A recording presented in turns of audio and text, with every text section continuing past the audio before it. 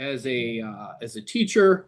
You begin with, and then you kind of find this path into the mental game, the psychology of the game. How did that happen? How did you find your way into this, what you do?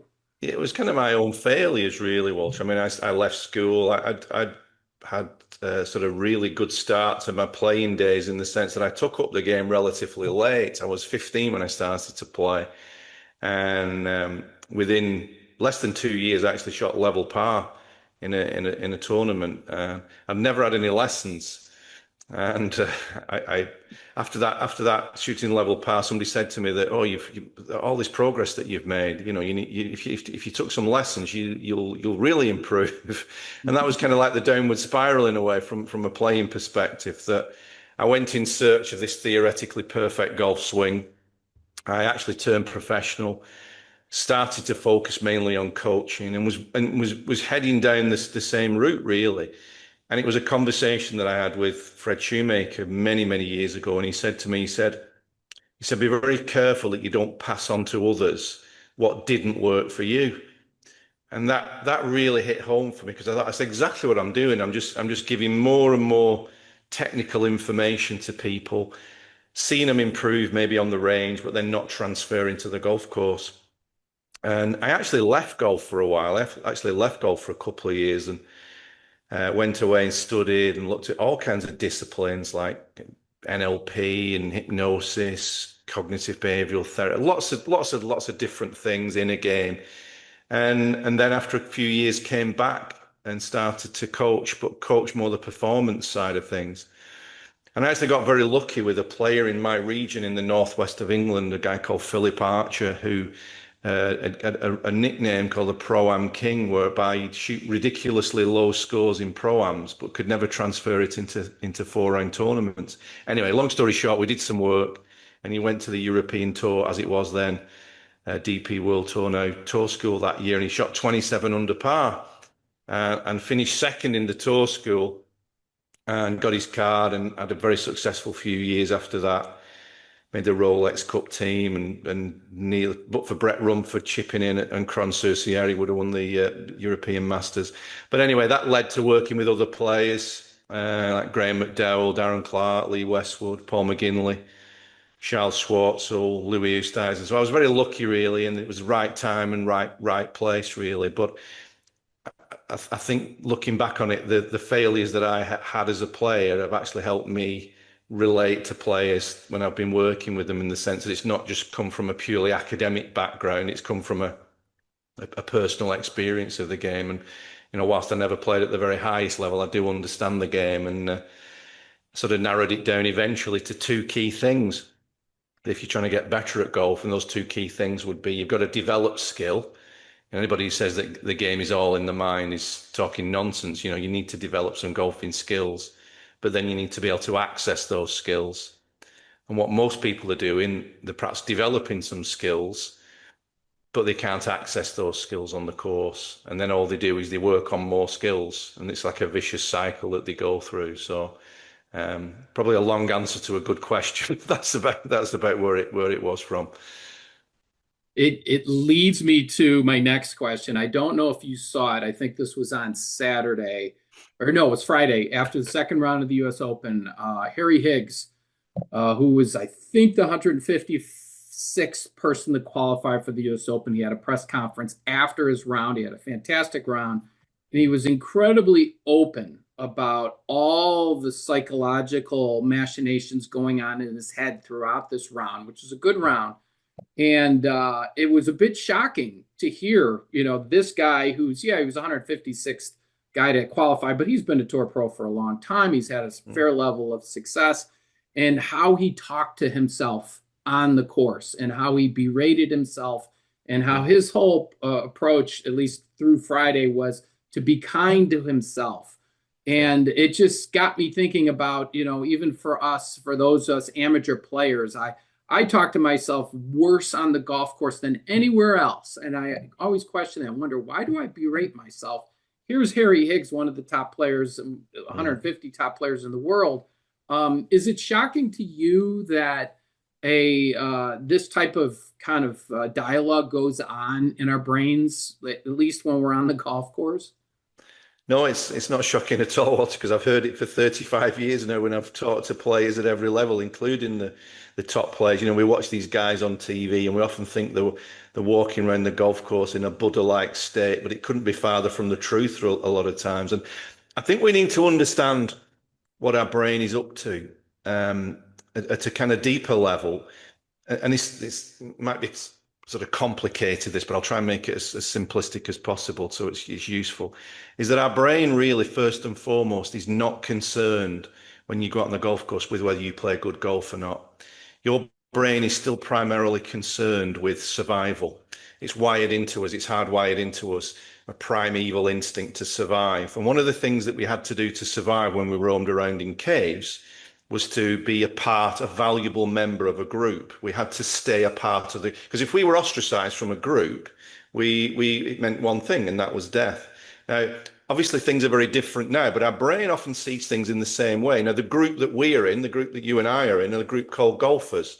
And we go out there and our perceived value within that group, the brain really sort of homes in on that and actually starts, if we're not careful, to see the golf course as a really threatening environment.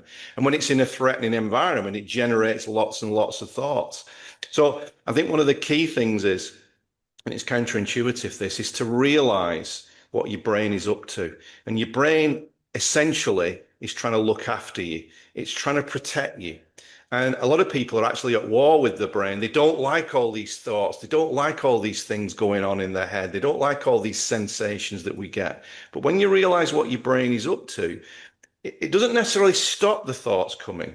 That's a fool's errand. But what you can do is you can notice the thoughts and have a different relationship to the thoughts. I know when I'm working with a player, a top class player that we're getting somewhere, when that player starts to take their thoughts less seriously, in the sense that we tend to believe that voice that says you're going to miss this, or you're going to knock it out of bounds, or you're going to three putt or whatever. And yet everybody listening to this podcast, Walter, will have hit shots when they felt uncomfortable. They will have hit good shots when they felt bad, and they will have hit bad shots when they felt good. So the idea that we have to be in a perfect state to play good golf is a bit of a nonsense, really. It's understanding a little bit more about your brain. It's understanding what it's up to, kind of making friends with it, really, and realizing the key to it all is the skill of attention. Is, you know, even though the brain might be sort of sending lots of different thoughts around, do you have the skill to bring your attention back to this putt, this drive, this tee shot, this bunker shot, and putting your attention in a place that's useful to you? Focus. There was a guy on my podcast a while ago and he came out with a great phrase, and he said that attention is the currency of performance. And I've never heard it put better than that. And I think, you know, we spend a lot of time trying to develop skills in terms of shots and, you know, short game and things like that. But I think if everybody maybe just gave a little bit of consideration, could you spend the next few months developing some attention skills, getting better at putting your attention where you want it to be, as opposed to where it ends up being as a result of a mind trying to protect you from perceived danger. So you've had the unique, I guess, fortune of being involved with some life-changing experiences for people that you've worked with. You mentioned Darren Clarke. Louis Oosthuizen's another person, and I saw an interview with him from back in the day before he won, or I think it was right after he won the Open Championship, and he talked about the red dot on his glove. Can you explain what you and Louis worked on and the significance of putting a red dot on his glove?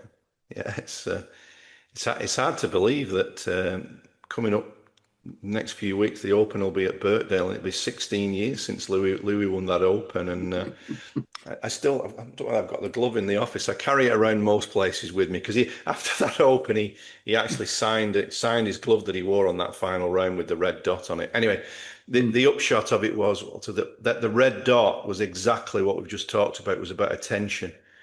Because I'd started working with Louis previous to that Open a few weeks. Now, he'd never actually made a cut in a major championship up to that point. I mean, a very talented player, won in Europe, great golf swing. And he played in the US Open a few weeks prior to the British Open.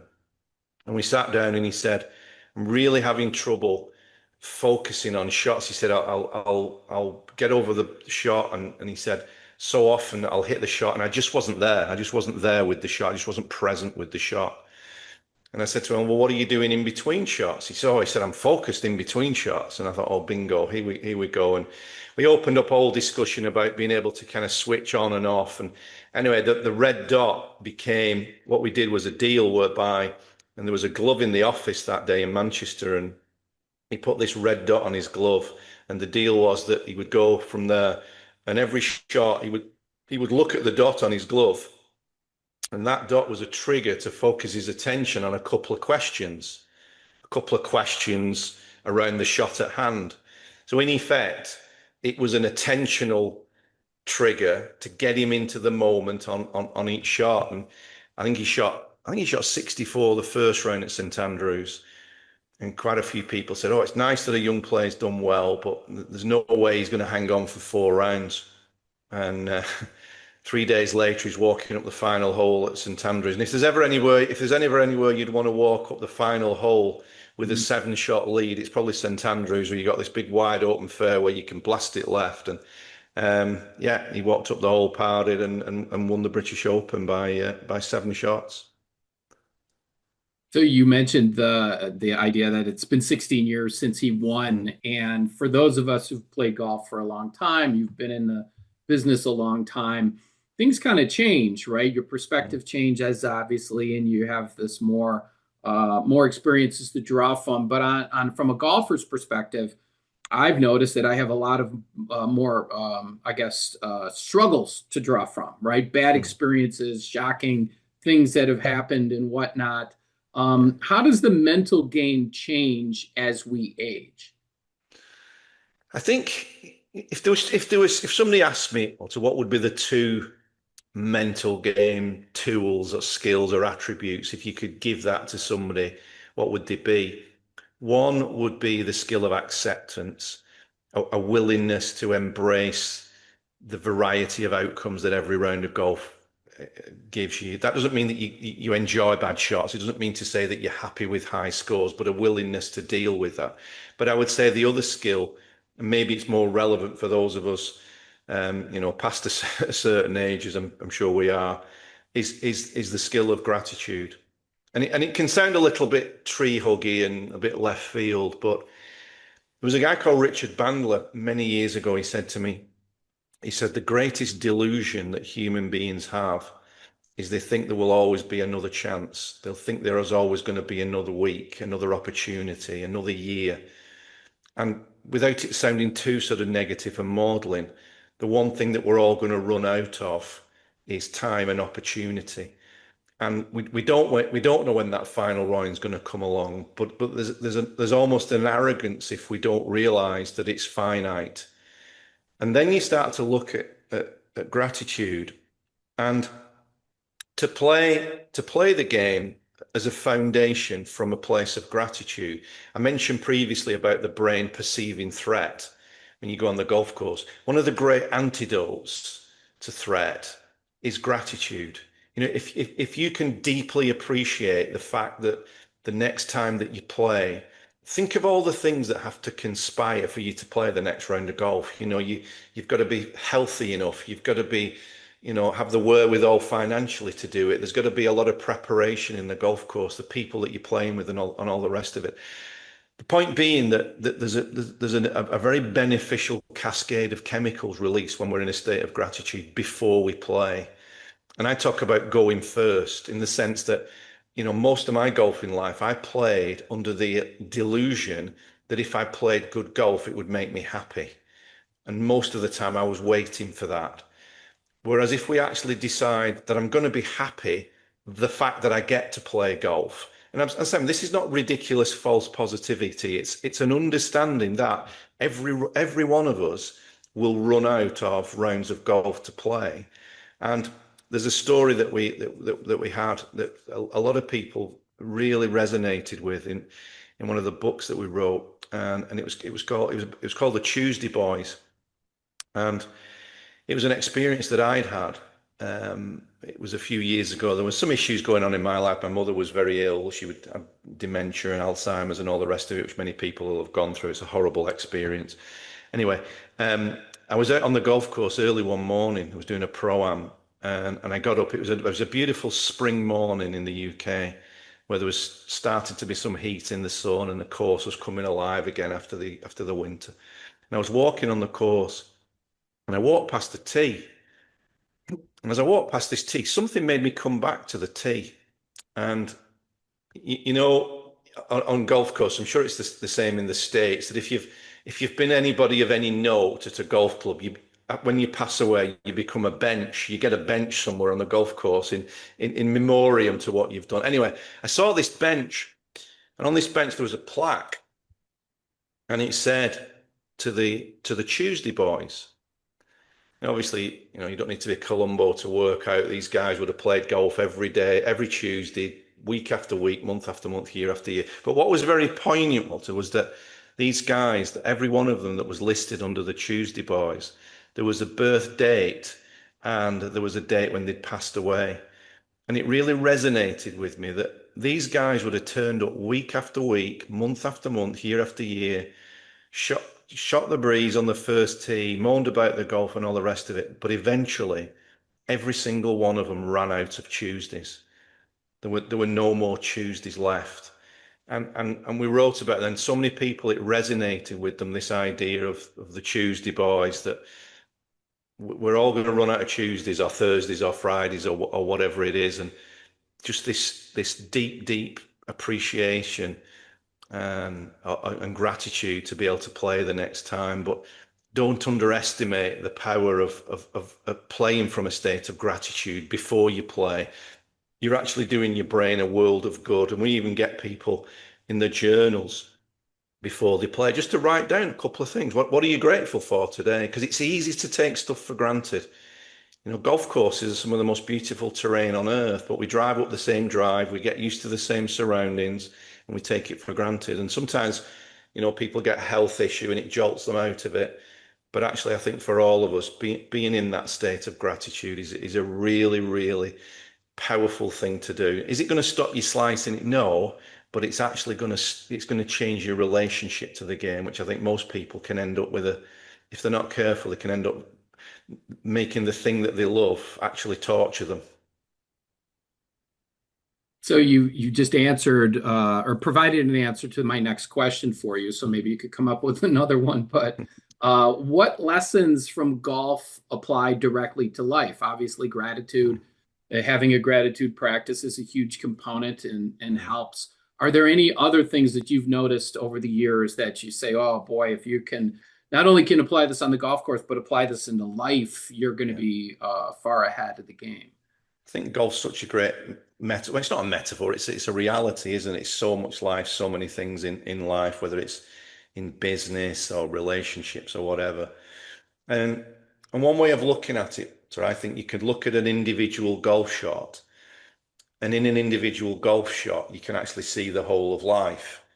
Now that sounds a bit grandiose to say it, but bear with me in the sense that when you come to play a golf shot, wherever that golf ball lies, the golf course is actually offering you a problem to solve. When you go out and play golf, depending on your ability levels, you've got between 65 and 100 separate puzzles to solve, separate problems to solve. The golf course is offering you a different puzzle on each shot. And within that, then, when you start to go into the puzzle and you look at the yardage and the lie and all the rest of it, all the data, the first thing is, if you have a clear intention of what you're actually trying to do, as the question, what does a good shot look like here, is so profoundly important, because by having a clear intention, I intend this ball to do this, draw, fade, high, low, whatever it may be, go to this target. You're actually creating a map in your brain that can allow your body to organize movement. Once you've created a clear intention, then you can focus your attention. So your attention may be on rhythm in your swing or the club head or whatever it is that you work on with your coach. a golf swing only takes 1.5 seconds, but in that 1.5 seconds, our attention can easily jump all over the place. So having your attention in one place is a real skill. And then whatever the ball does, there's going to be an outcome. Sometimes you'll hit good shots that have bad outcomes. Sometimes you'll hit bad shots that have good outcomes. There'll be a whole bunch of in between. But it's your willingness then to accept the reality of the outcome, whether it's good, bad, or indifferent. And I think that carries over into almost everything in life, that you go into a situation, let's say it's a business meeting or a sales call or whatever. What is your intention? What do you intend to do in this interaction? Then once you know your intention, where do you need to focus your attention? Where does your attention need to be in the meeting or the conversation? But underpinning everything, I think, is this concept of acceptance that not all deals are going to go your way. Not all sales are going to come through. Not all relationships are going to work. Not all conversations end well. But if you, I think, cycle through that intention, attention, and acceptance cycle that you would on a golf shot, I think it's a pretty sound formula for a lot of things in life, really. So I'd like to finish up my final question for you. I'll take this back to gratitude. Yeah. And looking from the outsider's perspective, there's so much that I could look at your career in being involved with these major champions, helping change their lives, working with somebody like Philip Archer and making the impact you were able to make for him. What are you grateful for in your career? What stands out as being, boy, I'm so grateful I had this experience? Yeah, I still often kind of pinch myself because I failed as a player, as I mentioned earlier on, but golf has been so incredibly kind to me. I've been to the Masters, I've been to the US Open, US PGA, many British Opens, and been in some wonderful places, and basically got paid for my hobby. But I think the thing that it still does, I'm 60 this year, I'm still interested and curious about learning about, I love listening to other people. I like going to seminars. I've never been one of those people who thinks I know it all by any stretch. I think, I've been playing golf now, as I said, from some 15 years of age to 60. It's a good number of years to be still curious about something. And, I'll on my podcast, I'll get a guest on and they'll say something and I'll think, my goodness, I've never thought about that before. Just a one-off. We had John Mazanoble on the other day on my podcast. He's the CEO of Jumbo Grips, Jumbo Max Grips. A really interesting guy. And we talked about non-tapered grips. And he said, well, in every other sport, tennis, baseball, squash, cricket, you don't have a tapered grip. It's a uniform grip.